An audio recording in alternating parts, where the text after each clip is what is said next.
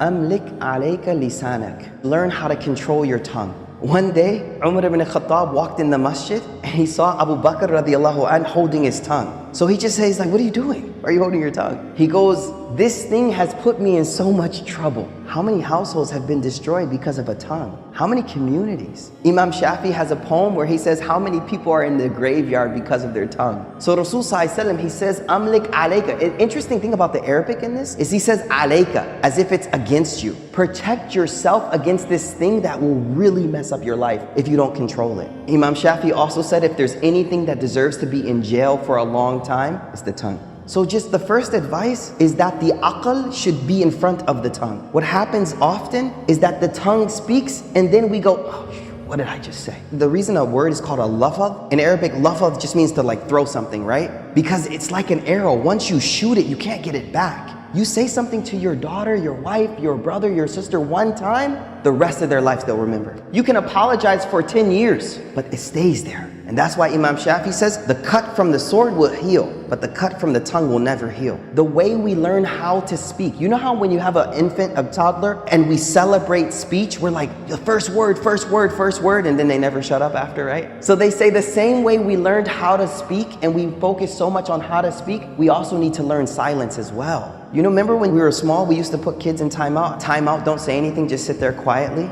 I think a lot of us adults need some timeout, you know what I mean?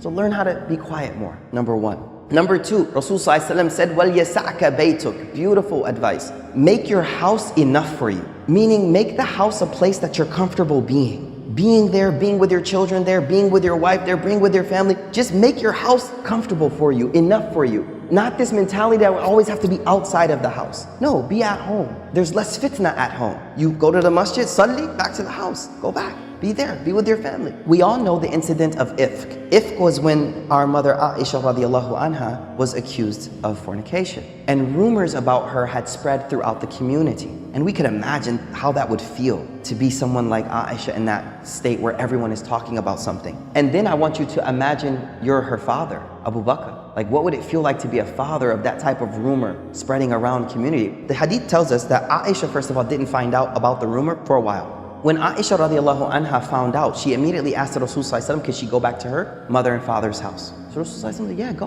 When she walked in the door, she was very distraught. And the hadith says, she walked in the house and her mother saw her face and she immediately started to comfort her. But Aisha says, when I walked in the house, I could hear my father on the roof of the house reciting Quran. There's a communal problem with your own family. But where is he at? He's on the roof of his house, وَلْيَسَعْكَ بَيْتُكَ, and he's reciting Quran. Now that doesn't mean he didn't do anything to try to fix it, but I think sometimes we need to realize that sometimes the most I can do is focus on my relationship with Allah. And that's what he was doing. He wasn't being not active. He was saying, you know what?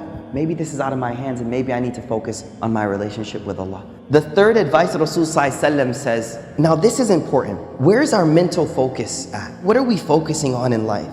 Rasul Sallallahu Alaihi Wasallam, he wants to direct our priorities.